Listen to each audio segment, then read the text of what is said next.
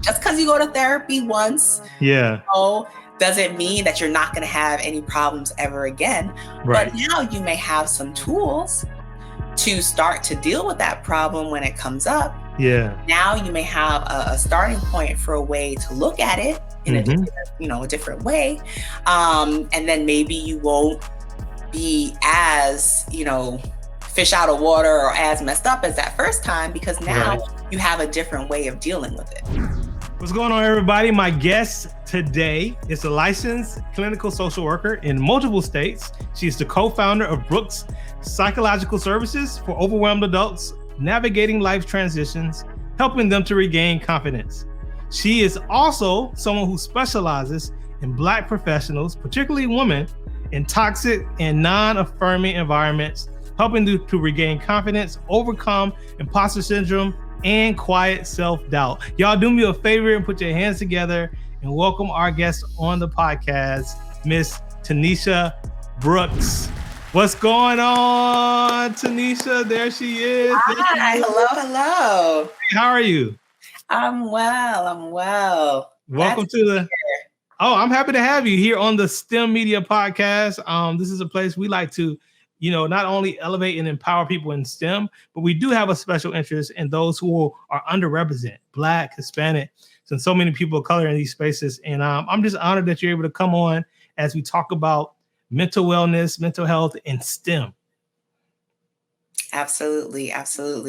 And lots of my clients come from the STEM space or kind of have their inroads in there. I come from a STEM background myself prior to becoming a therapist. So it is something that's near and dear to my heart. I love it because then now you have some firsthand, secondhand, third, all types of hand experiences that you can experience that you can draw from. But let's start just a little light really quickly. We typically do this on the podcast with just a random fun fact. And I happen to know a fun fact about you is that your favorite food is apple pie? Yes, apple pie. My go-to when I'm feeling down, when I'm feeling happy. I have not found an apple pie spot here in North Carolina just yet. That's like my spot, my go-to spot. Yeah. So, if you have any recommendations, if your audience has any recommendations, send them my way. Yeah. Well, apple pie spot. What is an apple pie spot? All I know is you go to the store, you buy one, you put it in the oven. Like, what do you mean apple pie spot? Help me out for the people who are just casual apple pie fans. Bakery. That makes fresh apple pie. No preservatives, just like the base. I can make it myself, but what's that? Especially when you're like going through something, you're like, I just need some pie. Nobody's trying to stand there and bake pie while you're going through. I just need a slice. Just one slice. Let me just go get a slice. You gotta hit up your pie plug and get a slice real quick. Exactly. So I need a pie plug. You need a pie plug. All right. We're gonna work on that pie plug. But for you to be able to specify, a apple pie spot shows that one, you come from a background that maybe is in a city with a lot of options to eat and a lot of places to go. And two, that you have a background that knows a little bit about baking and just culinary in general. So tell us about those backgrounds if it's related, if I'm anywhere in the neighborhood. So I will say I'm not really a culinary artist, but I like good food. Okay. So I'm originally from New York. So yes, ding, ding. All right. A lot of, food options, excellent food options. For sure. And then I lived in Boston for 10 years, which also has a good number of a good variety of food options, and authentic cultural, food options as well. Right. And that my favorite pie spot is in Boston. Okay. And I went to, grad school in Boston. I went to Boston University. Now, is your family, really quick, do you have... My family's Jamaican. Okay. All right. See, ding, ding, apple ding. Pie is not really part of apple pie is not quite Jamaican, but good food though. We can't deny what good food is. Yes, when you have a Caribbean background. Absolutely. But you said you're originally from New York, and then you went to school in Boston for grad school. Mm-hmm. Grad school. Okay. Mm-hmm. And what was that? What was the intent there? Because you say you had a STEM background originally. Yeah, so that's my undergrad experience. So okay. my major in undergrad was family studies. My minor is in chemistry, and I was originally pre-med. And so, taking biology, chemistry, organic chemistry, physics. I took biochemistry for like one semester. Took the MCAT. I was on my way to medical school. On your way. But what I realized, even before I started undergrad, I wanted to do a degree. I didn't want to do a degree in the sciences because I knew I'd be doing sciences for the rest of my life. So I was like, well, let's explore something else. Like, let's, get some of these people skills. Let's discover, how to deal with families, because I'm going to be dealing with families alongside all this science. Right. And so that's how I landed on a degree in family studies. But then as I started doing my coursework in family studies, I was like, I like this more than the sciences. All my sciences. And I wanted to be a doctor since I was like 5 or 6, all throughout. I did a summer of research in a lab. At one point I had other like research projects in middle school and things like that. So I was definitely on a science and STEM track. Right. Trajectory. But then I got to college and I was like, no, I think I want to do therapy instead. And then I, pivoted. So for you, that was after the master's at BU, Boston University? So in undergrad, going back to when you got into family studies. You got into family studies in undergrad? I got into family studies in undergrad. Oh, in undergrad. Yes, okay. Yes. So by the time you got to Boston, got it. So by the time I went to Boston, I was in Boston for my master's in social work. So I was already doing therapy or going towards a path towards therapy. When it comes to though, like your formal, like delving into this space though, was there anything in your life that preceded sort of like, you talked about how you liked it better in school, but was there anything in life that caused you to say, you know what, here's a way that I can really help people. I could really help people in this psychological space? Absolutely. So when I was in undergrad, I was involved with it was a ministry. I went to a Christian school. Right. And so it was a ministry on campus, but it also was a mentorship program. And so we were mentoring some youth in an area called Benton Harbor. And one of my kids ended up getting pregnant and not really having any resources, not really knowing what the resources were in the area to really get help for what she needed. And so I, helped her try to get some resources, learning what the resources were in the area. And that kind of like sparked in me. I was like, wow, like there's such a need here. There's such a need in, just holding somebody's hand as they walk through something really difficult. And when you're going through something really difficult, just the stress of it can sometimes cloud your mind from even thinking what options there may be for you. And then you can feel like you don't have the energy to do the research to find out those resources. Yeah. And so being able to walk with someone as they're going through a difficult time to, point out things that they're maybe just not able to see because they're kind of in the thick of it. They're in the trenches. Right. But if you're, just up here, you can see that when the enemies come, you can see what other resources might be out there. And that for me was just such a wonderful experience. I mean, her daughter is like grown now.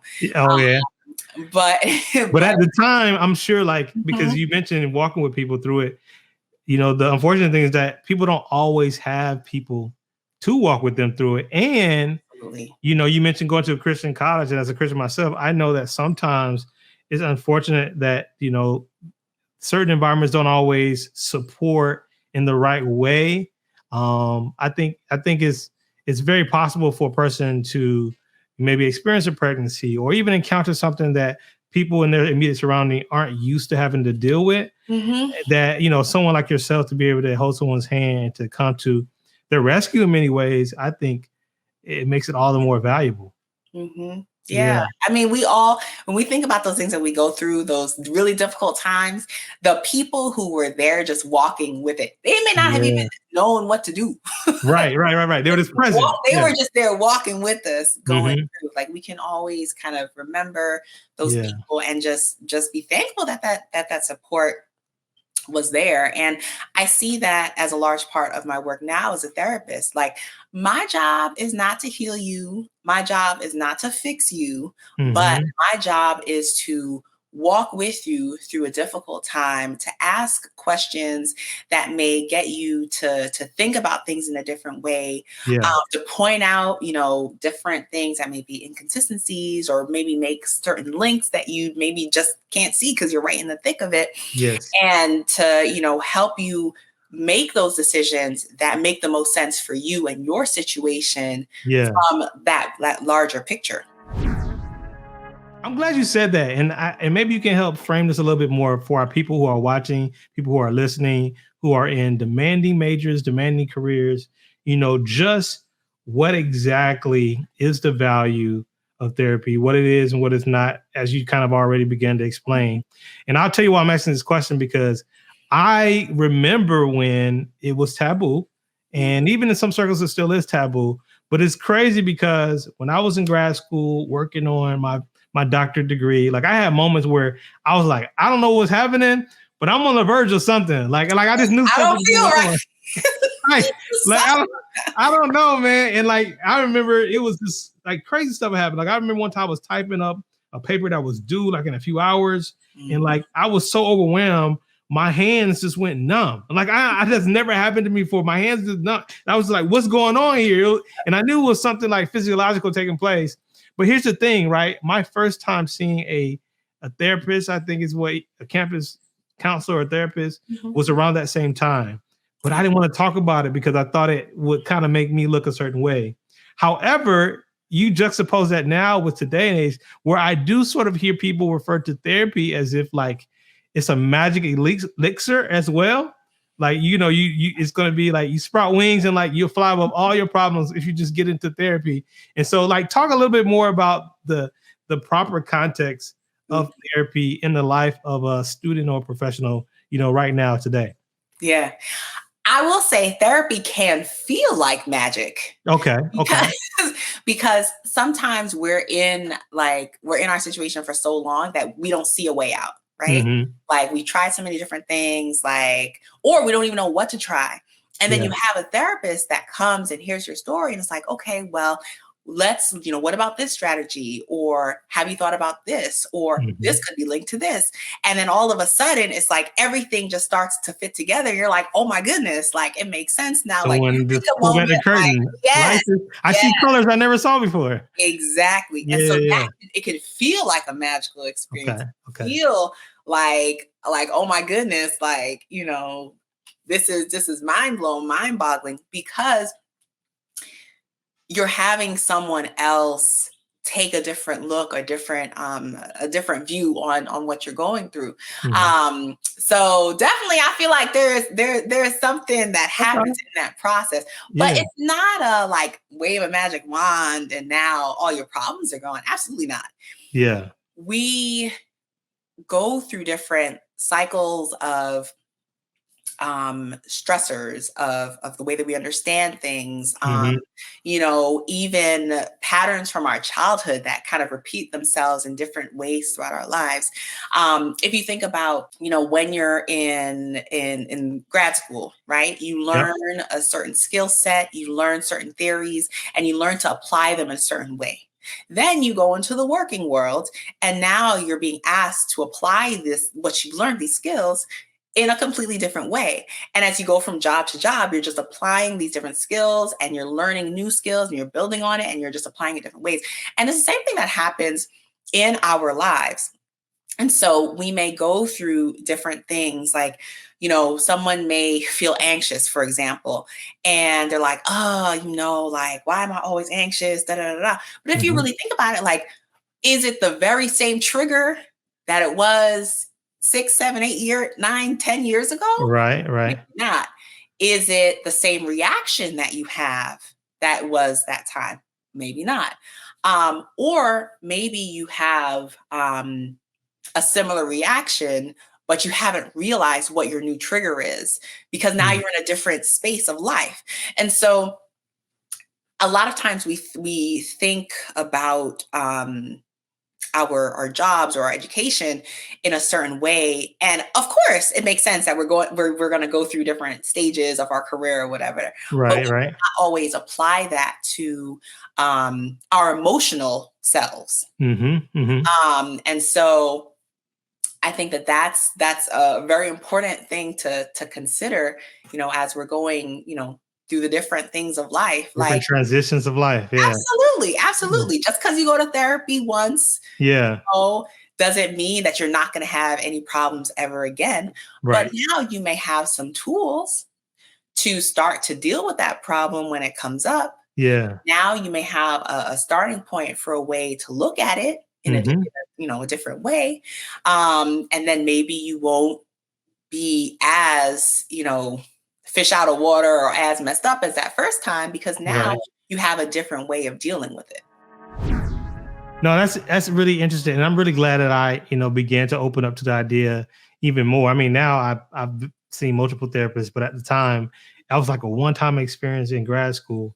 And when I think about it, man, there's a lot that takes place between going from like this high school student, this young person, child, to now like emerging into adulthood, having to fend for yourself, being out like in different workspaces where like, you have to stand on your own too, that may or may not be welcoming, and I think having someone present through that process is very key. So let me ask you then, like, as you have, what got you to focus particularly in this career space, professional space? And then what are the specific or common things that you see a person has to kind of like look out for or navigate when they're going from like student to working professional, from working professional and beyond? Yeah, absolutely. So my older sister was a PhD student and a medical student, and watching her journey through, a very difficult, experience. My best friend also has a PhD and an MD. And so people very close to me, just kind of watching their journey and like speaking to them, talking to them as they're going through, really difficult times, made me thankful that that's not the path I went down. Yeah. You skirted around the med school kind of situation.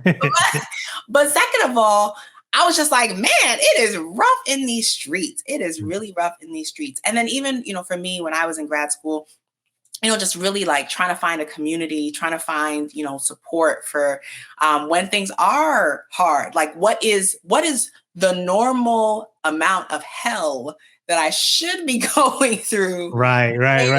A graduate school situation. What is the right proportion? You know what I mean? Like something. Is this the normal balance? Like this is the normal ratio we got going on here?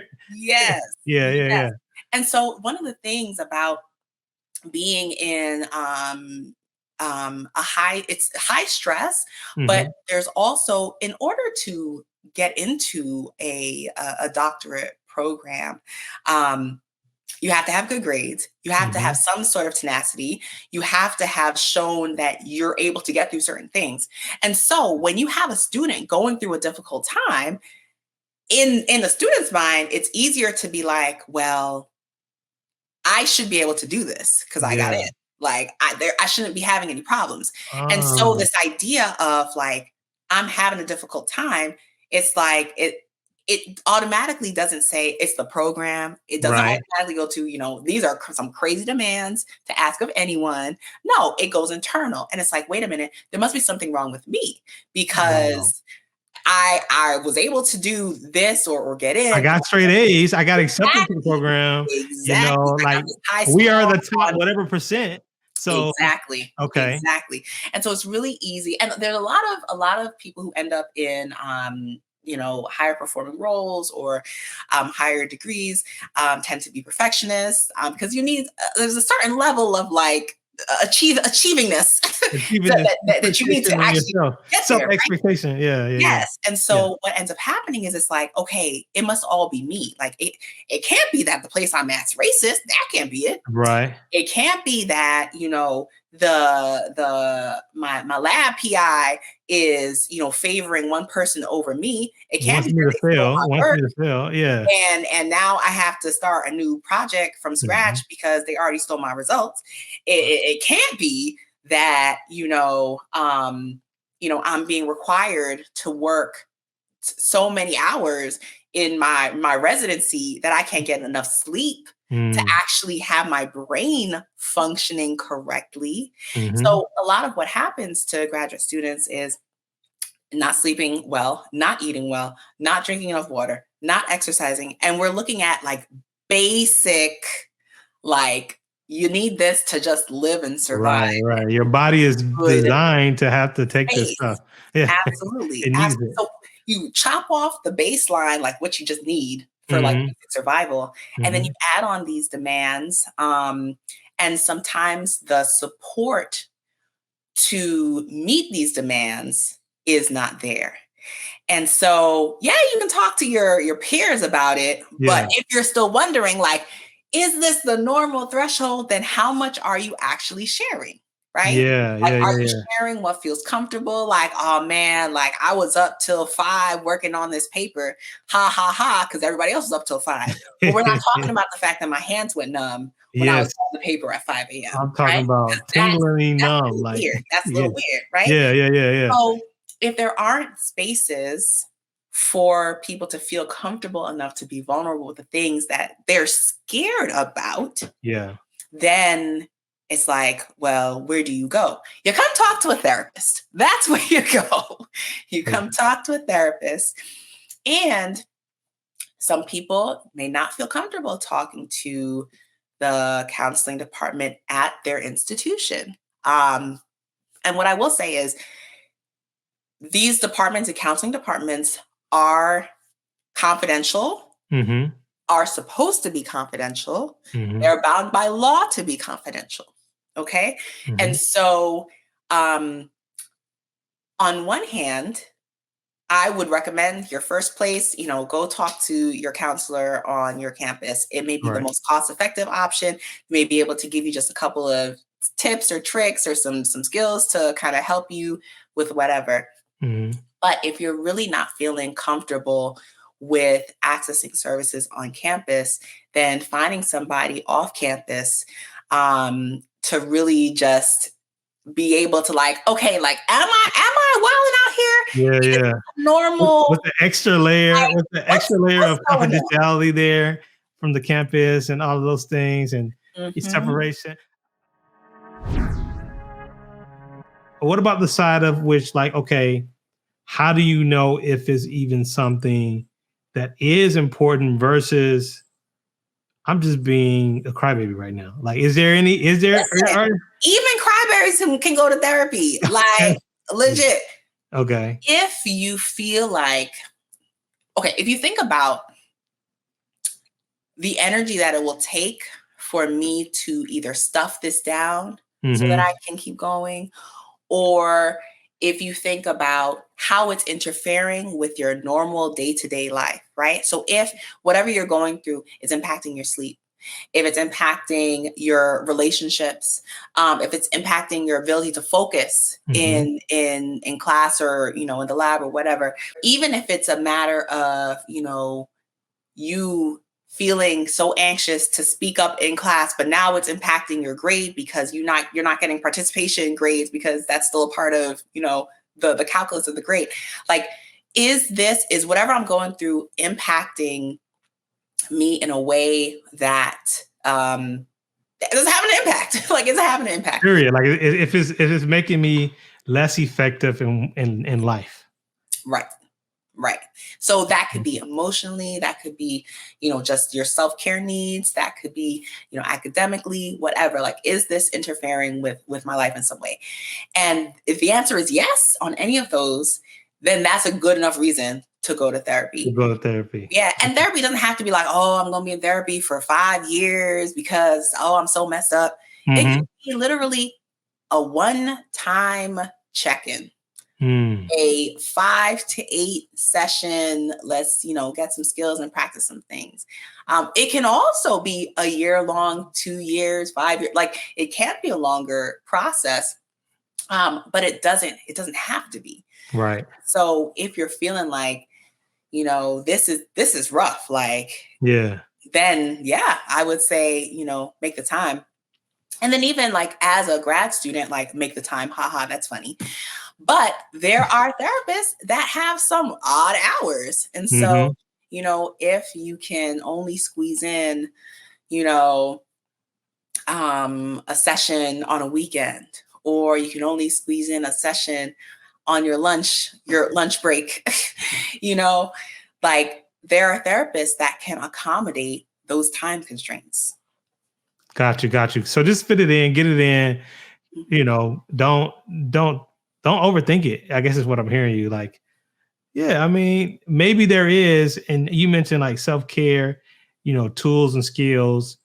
Maybe the purpose, and I never thought about this, and now maybe the purpose of going to therapy is just so that your time afterwards, you can become more equipped to like get stronger and deal with some of the things that maybe prior to the therapy session or seeking a therapist, you just didn't know ways that you could have handled it. So it's not always just someone trying to like unpack childhood trauma as much. That makes sense sometimes as well. But I'm just saying, maybe it's also, hey, here are some things you can consider about your present difficulty that you're facing. Absolutely. Okay. Man, so listen, this episode has flew by, and for y'all who heard me say this is just the first. One of the reasons I'm saying is because you run your practice with your husband. Yes. And we got to at least get him on here at one point. But can you tell us a little bit about what you do? And then also just share people how, because you're licensed in Massachusetts, Connecticut, and North Carolina, right? Yes. Okay. So there may be people who are from those states that may want to reach out to you personally, or just in general may want to follow you online, even if they're not. So talk about the practice really quick with your husband, and then give us how people can like reach out to you. Absolutely. So my husband and I, we co-own Brooks Psychological Services, and we are a virtual therapy private practice. And so we work with Black professionals and students who are in toxic or non-affirming environments, and they're struggling with self-doubt. They need help with regaining their confidence. They're struggling with imposter syndrome, and we help them to get to a place where these things are not having as much of an impact on their lives and their day-to-day. But then also get to a place where, maybe you're considering moving to a different job or gaining, we teach skills to help you survive and thrive in, whatever environment that you find yourself. And so a lot of what we do is helping people kind of like, have that woosah moment of like, finally, I'm in a spot where someone can hear me. I can turn off my code switching. I can just take off my 9-to-5 armor and just be me. And then we work towards, then what is going to be best for you? What's going to be the best next step for you? So how can people learn, stay in touch? Yes. So you can follow me on Instagram at brooks.psych. Our website is www.brookspsych.com. Oh, that's great. No, I intend to, and I was telling you before we got on, like, there's just so much more I want to learn about, because, I'm here in North Carolina, about you and your husband and everything you all do. So I look forward to myself personally getting to know you more.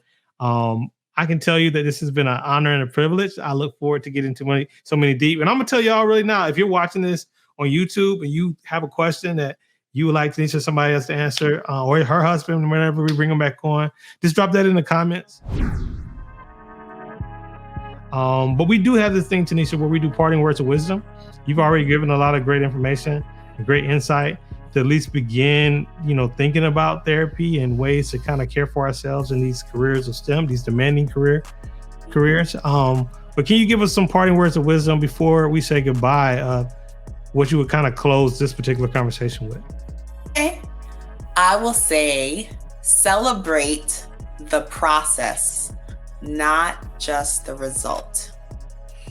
A lot of times we wait for, the big promotion, or, we wait for, the presentation to have gone successfully for us to feel like, okay, I can celebrate this as a win. But the process that we go through, the progress that we make is just as important as the outcome. We're learning lessons along the way. We're learning new skills. We're, building new proficiencies. And so I would say, to find some small way, it doesn't have to be big, to celebrate the progress and the fact that you are on the process, that you're in the process. I cannot tell you, Tenesha, how relevant that is to me right now. I mean, literally today I had to submit something I've been working on for days. And I found out there's a little bit more work to do. And I thought I was done. And I thought I was already, but this is the process. And I'm really going to take that to heart. And I hope everyone listening, I know that there are people out there taking this to heart. So I just want to thank you for your time. And yeah, we're gonna have to get back on your calendar pretty soon. Absolutely. Thanks for having me. Absolutely. Thanks for coming on. All right, y'all, fam. Thanks so much for joining me on the STEMedia podcast. Again, make sure you go and check out Brooks Psychological Services via their website, Instagram, and follow the work Tenesha is doing. And hey, even if you are in a space or a place that she is not licensed, please reach out to someone. Find ways to get the support you need through your difficult journey and your difficult moments.